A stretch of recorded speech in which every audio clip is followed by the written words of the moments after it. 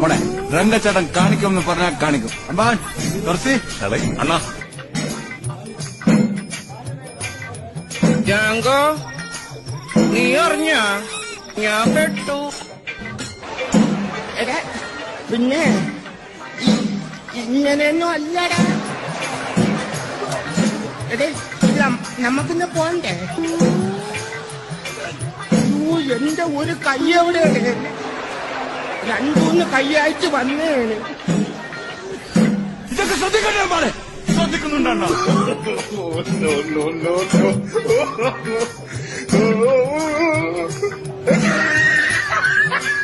ഞാൻ അപ്പോഴേ പറഞ്ഞിപ്പ കേറല്ലേ കേറല്ലേ.